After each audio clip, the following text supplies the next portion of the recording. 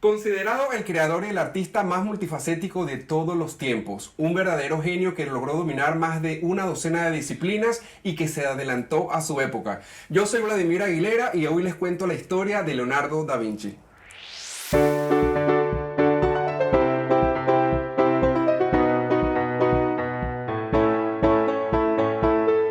Hola amigos, bienvenidos a mi primer episodio de estas historias de cultura general. Yo soy Vladimir Aguilera y hoy les voy a contar la historia del multifacético Leonardo da Vinci, ese creador, ese genio, ese ingeniero, pintor que logró dominar tantas facetas y tantas disciplinas y que todos ustedes seguro ya lo conocen por lo menos de los libros de textos y de la escuela.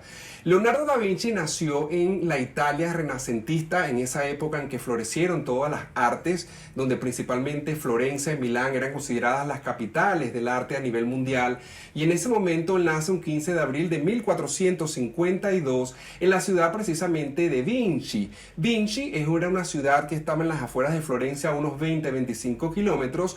Por lo tanto, uno de los primeros datos curiosos que quiero darles es que el nombre de Leonardo da Vinci realmente no es un apellido. En esa época los apellidos acostumbraban a colocarse a la región donde la persona nacía o de alguna manera al apellido de la familia de las cuales provenía. Leonardo da Vinci fue apodado así por su padre, ya les dije, por la región de Vinci, y uno de los datos curiosos que vale la pena mencionar es que Leonardo fue un hijo ilegítimo de su padre. Su padre se había casado con otra mujer y había embarazado a una joven campesina que trabajaba con ellos en la casa familiar, y es por ello que Leonardo nunca pudo heredar ningún bienes de su padre, que en esa época se acostumbraba.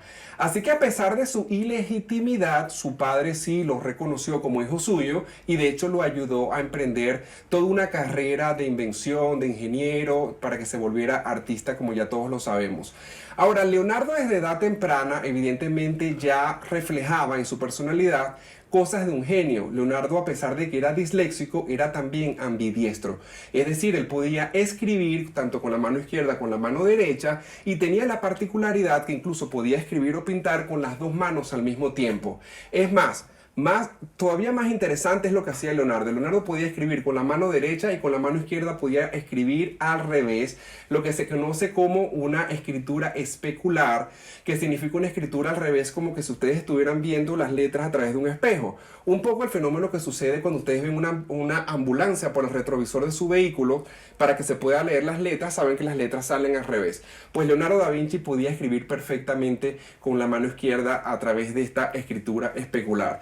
Leonardo da Vinci comienza a desarrollarse, digamos, todas sus habilidades como artista y como ingeniero a través de un hombre llamado Verrocchio, que tenía un taller en la ciudad de Florencia, y su padre habló con Verrocchio para que comenzara a trabajar con él, y allí fue cuando él comenzó a desarrollar todas sus habilidades artísticas como ayudante de este artista. Este artista estaba a la altura de Botticelli, y por eso es que Leonardo da Vinci comienza a desarrollar algunas técnicas a nivel de química, a nivel del manejo de los materiales con que se iban a utilizar en la pintura de la época y en la parte de la escultura.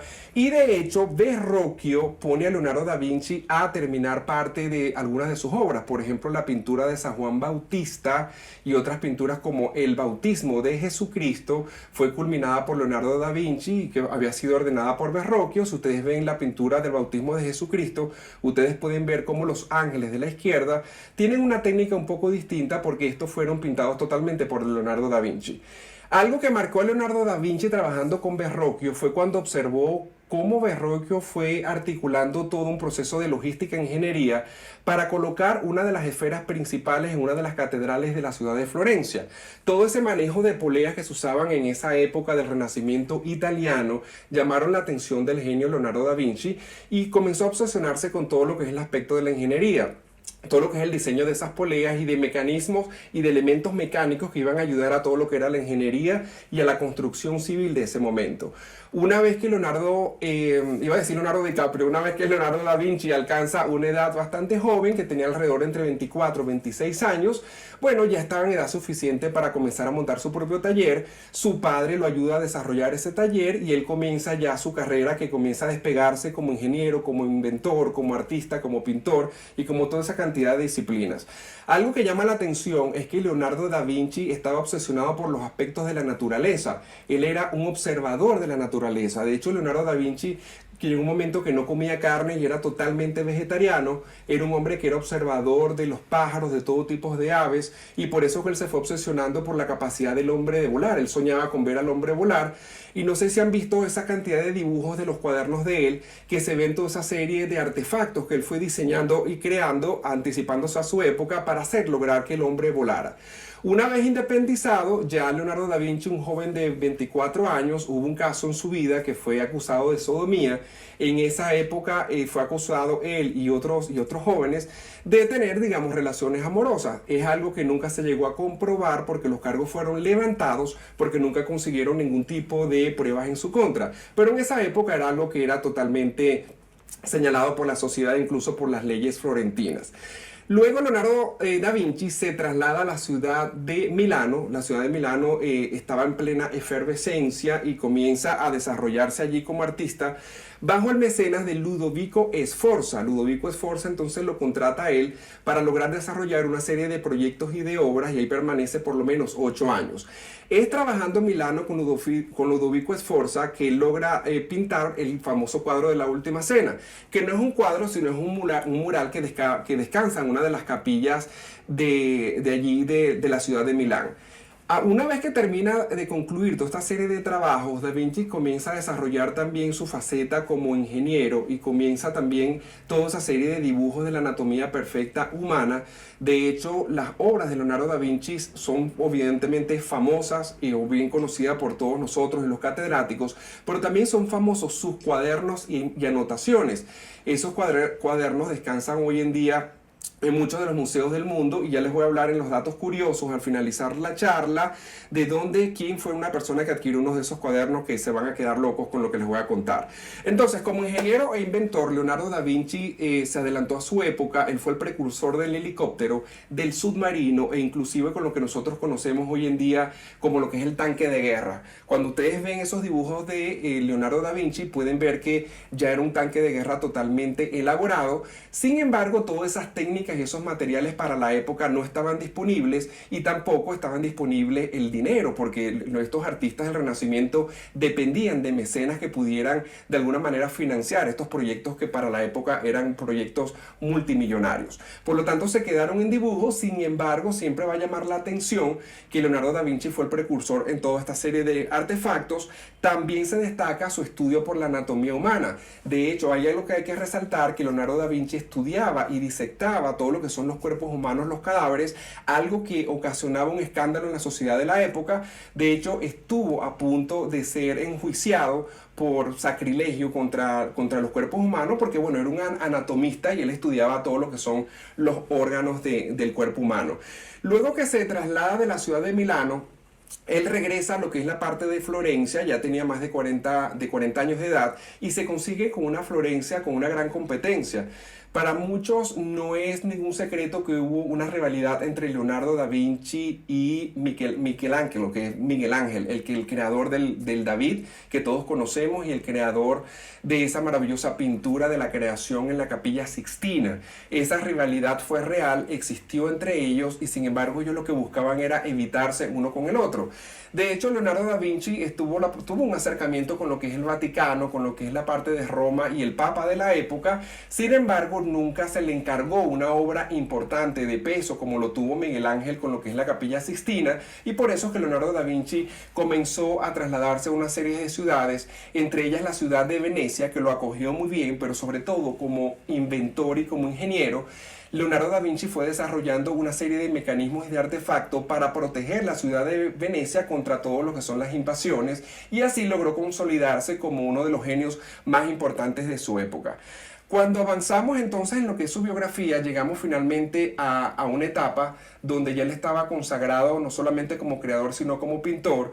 Él llega a pintar el famoso cuadro de la Mona Lisa, que la Mona Lisa es también conocida como la Gioconda, que es quizás el cuadro más celebrado y más famoso del planeta. De hecho, yo creo que no existe ninguna persona que nunca haya visto antes la Mona Lisa, y esto es porque a lo largo de los años y de los siglos, muchos escritores comenzaron a desarrollar historias alrededor del cuadro debido a su misterio. No existe hoy en día, por ciencia exacta, decir quién fue la persona que está ahí. Sin embargo, hay una hipótesis que habla de que se trata del retrato de Lisa Gherardini. Lisa Gherardini era la esposa de Francesco del Giocondo, quien le encargó supuestamente esta obra a Leonardo da Vinci, y por eso es que la obra es conocida también como la Gioconda.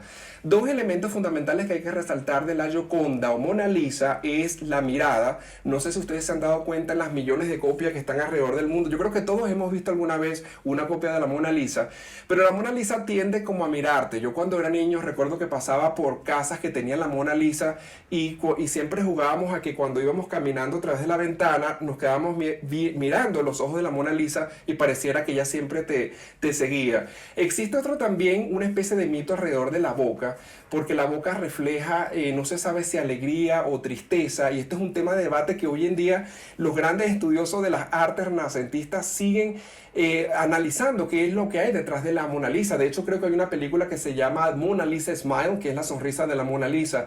Entonces, este es un cuadro que ha dado muchísimo de qué hablar. Yo tuve la oportunidad de ver el cuadro en el Museo del Louvre de París, porque como todos sabemos, los que tenemos la posibilidad de visitar la ciudad de París, tú siempre vas a ver, en primer lugar, la Torre Eiffel, luego te vas corriendo a ver la Mona Lisa, si es que la cantidad de turistas te dejan ver, porque está detrás de un vidrio que es antibala, y esto tiene una razón de ser, porque la Mona Lisa siempre ha sido atacada por alguna razón, por gente que está manifestando y quieren llamar la atención. Por ejemplo, hubo un año que en la ciudad de Tokio se había prestado la pintura a uno de los museos allá, y una japonesa vino y le echó pintura roja. Afortunadamente al vidrio no le pasó nada. Hubo una vez que un boliviano también lanzó una piedra y extrayó el vidrio. En esa época el vidrio no era antibalas, así que el vidrio dañó un poco la pintura, y por eso fue que el vidrio lo convirtieron en antibalas. Un cuadro que es totalmente incalculable en cuanto a su valor, un cuadro que sigue causando de alguna manera fascinación en todo el planeta, y el cuadro más celebrado de todo el mundo. Si logramos revisando su obra, la segunda obra bien famosa de Leonardo da Vinci es el San Juan Bautista, donde se presume de que Salai, su ayudante, con el que Leonardo da Vinci tuvo un romance por muchos años. Esto lo afirman muchísimos estudiosos.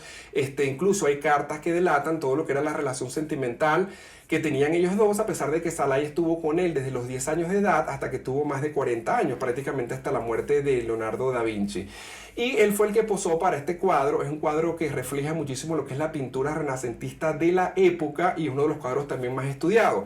La Última Cena, que también todos lo conocemos, es quizás uno de los cuadros que ha causado más controversia, sobre todo a raíz de la novela de Dan Brown, de Da Vinci Code, El Código de Da Vinci, que hace unos años recuerdo que era una efervescencia, era totalmente como una tendencia. Todos nos leímos el Código de Da Vinci en alguna oportunidad, e incluso surgió una película con Tom Hanks y Audrey Tautou, donde básicamente se especulaban algunas teorías conspirativas. Era una en búsqueda del Santo Grial, si recuerdan, pero sobre todo todo el tema vino con la simbología que estaba oculta supuestamente detrás de las obras de Leonardo da Vinci. Entonces hubo cosas en particular, como el caso de María Magdalena, que se presume que era uno de los 12 apóstoles que estaba sentado ahí en la Última Cena, debido a que esa figura de uno de los apóstoles tenía aspectos, rasgos femeninos. Entonces de allí se tejió toda una teoría.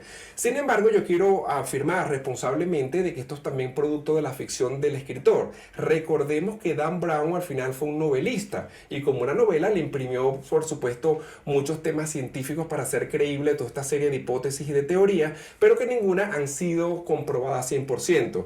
Así que aprovechemos la oportunidad de leer este libro de Dan Brown, que es interesante. A los que, a pesar de que nos hemos visto la película, los que no han leído el libro, léanse el Código da Vinci, porque realmente es fascinante cómo los pasea el autor a través de toda la vida de Da Vinci, de toda la obra, y sobre todo de todos los elementos religiosos y místicos que existen detrás de ellos, pero siempre con la mente abierta, entendiendo que son los historiadores que escriben las historias y no los novelistas. Los novelistas simplemente crean ficciones alrededor de estas historias.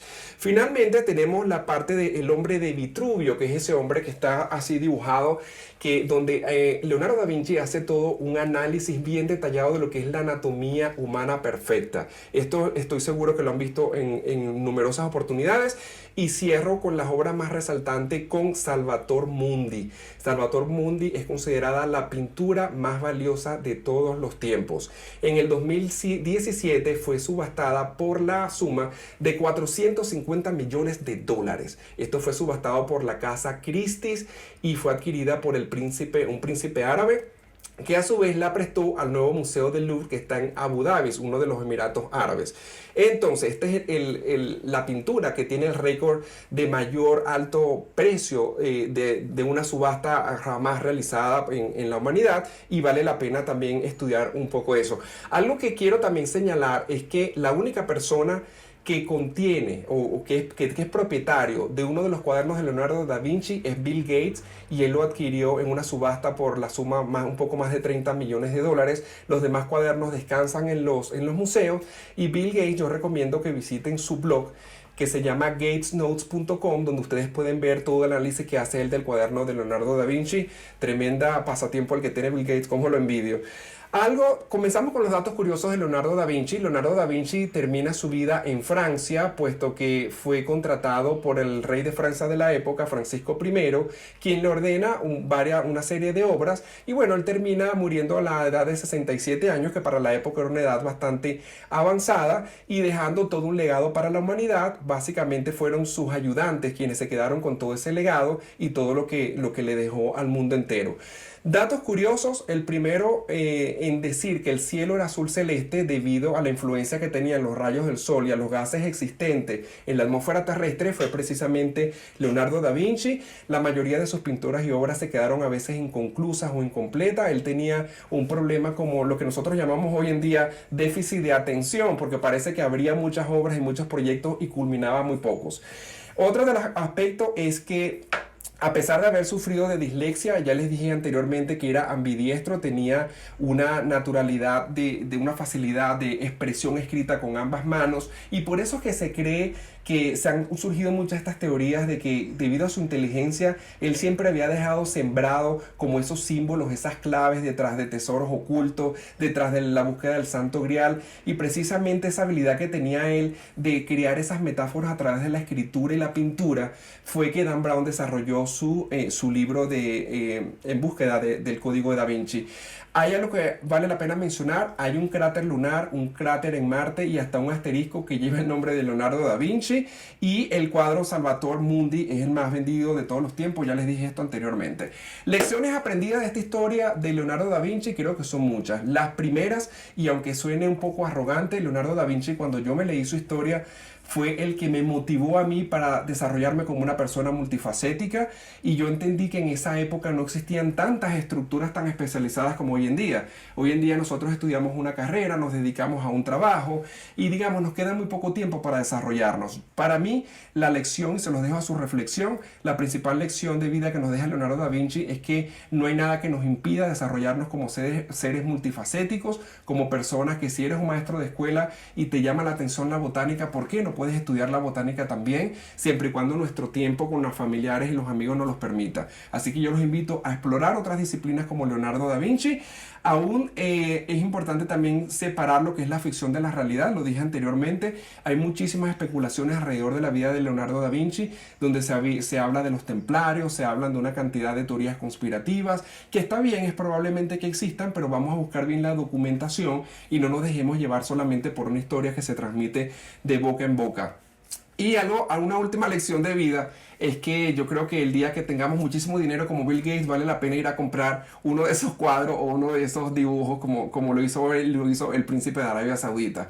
Fuentes de información: yo les recomiendo la biografía de Leonardo da Vinci escrita por Walter Isaacson. Es una biografía relativamente nueva. Yo tengo particularmente esta biografía que se llama El Leonardo. Está escrita por un profesor alemán de arte moderno y medieval de la Universidad de Leipzig, que se llama así sencillo, Leonardo. Y lo que me encanta de esta biografía es que no es una biografía aburrida simplemente contando la historia de Leonardo da Vinci, sino que es una biografía de arte. Es decir, toda la cronología está ambientada a través de toda la obra de Leonardo da Vinci, y simplemente tú puedes ir recorriendo toda su historia de vida a través de las obras que él fue dejando en cada una de las etapas. Y lo que me gusta es que es un libro que es bastante condensado, no es ese libro gordo, grandísimo, que da flojera leer, y entonces esto lo puede tener en su cabecera. Este en particular fue editado por Barnes & Noble, pero estoy seguro que está disponible en español. Yo creo que no existe ninguna biblioteca en una ciudad del mundo que no tenga un libro biográfico de Leonardo da Vinci. Obviamente les tengo que recomendar el libro de Dan Brown, El Código de Da Vinci. Yo sí me empaté en esa fiebre con el Código de Da Vinci cuando salió el libro. Yo les confieso que yo también fui uno de los que cayó rendido a los pies de Dan Brown con esta historia, y yo me compré que para mí es uno de los libros más espectaculares porque tiene todo lo que son las ilustraciones de las pistas que supuestamente fue dejando Leonardo da Vinci en cada una de sus obras, y entonces es totalmente fascinante. También es un libro que está por allí. Evidentemente, si pueden ver la película con el mismo nombre, ya la hemos visto durante muchos años porque está disponible en los principales cables de televisión. También les recomiendo ir a gatesnotes.com. Gatesnotes.com es la página web personal de Bill Gates, y él la tiene como una forma de blog donde desarrolla temas intelectuales y donde hace estas revisiones de libros. Y hay ahí una revisión completa del Códice Leicester, que es precisamente este cuaderno que él adquirió por un poco más de 30 millones de dólares. Finalmente, si conocen ustedes alguna otra fuente de información que ustedes seguramente han leído, por favor déjenmelo en sus comentarios, que con muchísimo gusto la vamos también a revisar. La idea es que todos nosotros comencemos a nutrirnos de estas informaciones alrededor de personajes tan fantásticos como Leonardo da Vinci. Y por supuesto, para mayores tips sobre cultura general, pueden seguirme también a través de mis redes sociales, @MrAguilera. Entonces esto ha sido todo por hoy. Espero que hayan disfrutado este primer episodio de esta biografía de Leonardo da Vinci, y por favor acompáñenme a seguirme escuchando también a través de las plataformas de podcast. Así que no olvides suscribirte dándole clic al botón de suscribir y dándole clic también a las campanitas para que te comiencen a llegar todo lo que son las notificaciones. Así que muchas gracias y hasta la próxima.